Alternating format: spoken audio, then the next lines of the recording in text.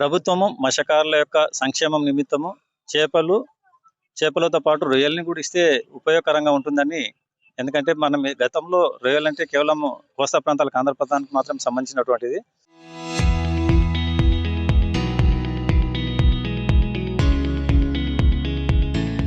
ప్రభుత్వం నిర్ణయం తీసుకొని మన ప్రాంతంలో కూడా పెద్ద పెద్ద రిజర్వాయర్లు, పెద్ద పెద్ద చెరువుల లోపల మంచినీటి రొయ్యలను కూడా పెంచితే బాగుంటుందనే ఉద్దేశంతోనే ఈ సంవత్సరము మనకు సుమారు 15 లక్షల రొయ్య పిల్లల్ని వదలడం జరుగుతుంది. ఈ రోజు మన జూరాల రిజర్వాయర్ లోపల 8 లక్షలు, మన రామన్పాడు లోపల 1,60,000, తర్వాత సరళ సాగర్ లోపల 2 లక్షలు విడవడం జరుగుతుంది. ఇట్టి యొక్క రొయ్యల ద్వారా మత్స్యకారులు అభివృద్ధి చెందాలని మా డిపార్ట్మెంట్ తరఫున ఆశిస్తున్నాం. ఎందుకంటే ఈ చేపలు అనేవి మాత్రం నీటి ఉపరితలంలో మాత్రం దొరుకుతాయి. రొయ్యలు మాత్రం నీటి అడుగున పెరగడంతో అడుగున ఉన్నటువంటి వ్యర్థ పదార్థాలు దీన్ని ఈ రొయ్యలు సాఫీగా పెరగడానికి అవకాశం ఉంటుంది. ఇవి దాదాపు ఒక 50 గ్రాముల నుంచి 200 గ్రాముల వరకు పరిమాణం వస్తుంది. ఈ మార్కెట్లో వీటి యొక్క ధర 400 నుంచి 500 రూపాయలు ఉంది. అందుకనే ఈ మత్స్యకారులకు చేపలతో పాటు ఇది అదనంగా ఆదాయం వచ్చే అవకాశం ఉంది.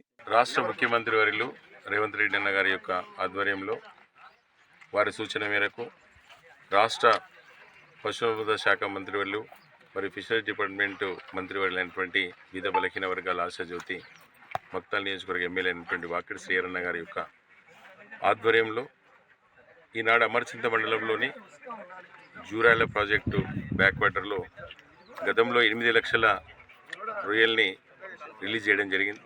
అదేవిధంగా ఈరోజు కూడా మత్స్యశాఖ డిపార్ట్మెంట్ వనపర్తి డిస్ట్రిక్ట్ నుండి ఆధ్వర్యంలో వారందరూ కూడా ఇక్కడ ఏర్పాటు చేసినటువంటి కార్యక్రమంలో మళ్ళీ 8 లక్షల రొయ్యల కూడా ఈరోజు రిలీజ్ చేయడం జరిగింది.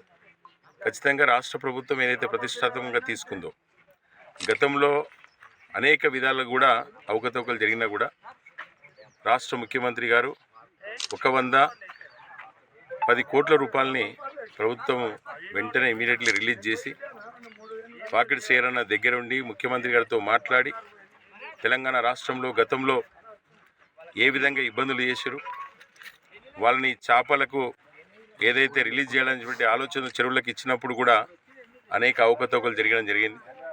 వాళ్ళు కనీసము ఒక 10-20% కూడా చెరువుల్లో కానీ ప్రాజెక్టులో కానీ వదిలినటువంటి సందర్భం లేదు.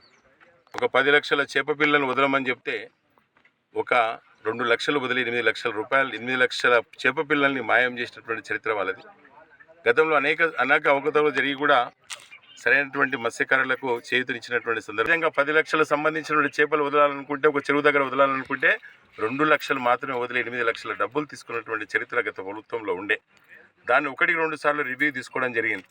శ్రీహరన్న ఆ రోజు కూడా ముఖ్యమంత్రి గారితో కూర్చొని ఏదైతే 110 కోట్ల రూపాయలు మనకి ఇచ్చిన తర్వాత దాన్ని సమీక్ష చేసుకొని గతంలో ఇలా జరిగింది, దీన్ని సమీక్ష చేసుకొని పంపండి అని చెప్తే 1-4 సార్లు కాదు, ఒక 10 సార్లు సమీక్ష నిర్వహించి ఖమ్మంలో కానీ, మహబూబాబాద్ కానీ, వరంగల్ కానీ, ఆదిలాబాద్ కానీ అనేక జిల్లాల్లో కూడా ఖచ్చితంగా కూడా నియమాల్ని పాటించాలన్నటువంటి సీరియస్గా వార్నింగ్ ఇచ్చి అధికారులను కూడా అలర్ట్ చేసి ఈరోజు ఒక ప్రాధాన్యతగా తీసుకొని, ఒక ప్రాముఖ్యతగా తీసుకొని ఖచ్చితంగా మత్స్యశాఖకు సంబంధించినటువంటి వాళ్ళు కూడా ఖచ్చితంగా రూల్స్ని ఖచ్చితంగా కూడా ఫార్మేట్ చేసి అనేక జిల్లాల్లో కూడా డిఎఫ్ఓలు కూడా ఖచ్చితంగా వీళ్ళందరూ కూర్చొని ఒక సమీక్ష చేసుకొని ఈరోజు మత్స్యశాఖకు సంబంధించినటువంటి మత్స్య కార్మికులు ఖచ్చితంగా చెరువుల్లో నాసిరకంగా కాకుండా ఒక నాణ్యమైనటువంటి చేపలను రిలీజ్ చేయాలంటే ఒక ఏకైక లక్ష్యంతోన ఈరోజు వాకిడి శ్రీహరన్న మనకి ఇక్కడ మంత్రిగా ఉండడం, వారు ఇదొక్క మక్తాల్ నియోజకవర్గమే కాకుండా ఈనాడు ఒక ఉమ్మడి జిల్లానే కాకుండా, మామూనార్ కాకుండా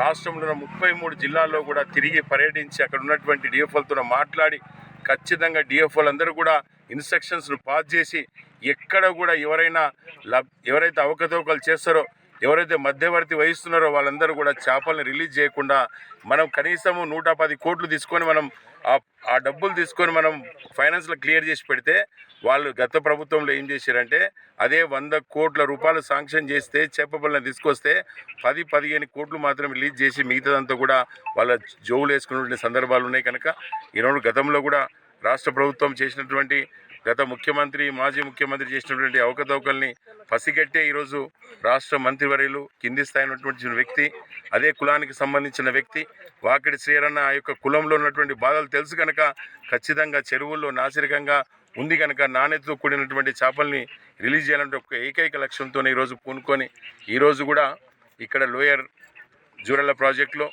ఈరోజు లెఫ్ట్ కెనాల్లో ఈరోజు అధికారులతో వచ్చి మేమందరం కూడా ఇక్కడ రిలీజ్ చేయడం జరిగింది. కనుక ఖచ్చితంగా మత్స్యకారులకు, మత్స్య కార్మికులకు, ఈ యొక్క ముదిరా సంఘాలకు, అనేకటువంటి సంఘాలకు కూడా వాకిడి శ్రీరన్ని తన సొంతం ఇంటి మనుషులకే చాలా సంతోషపడ్డాడు. ముఖ్యమంత్రి గారు కూడా చెప్పిండు, అన్న నా సొంత కులం అన్న, నా కులంలో ఉన్న కనుక ఖచ్చితంగా నా వ్యక్తులకు నాణ్యత కావాలి, ఎందుకంటే గతంలో ఇబ్బంది జరిగినని చెప్పి ఆ మాట తీసుకొని ఈరోజు పక్కడిబంది హుయ్యంతో 33 జిల్లాలకు చేసినందుకు వారికి ప్రత్యేక ధన్యవాదాలు తెలుపుకుంటాం. Local to global news at your fingertips. మీ చేతిలో ఒక ఆయుధం. Download Raw TV app. Media legend Ravi Prakash is back.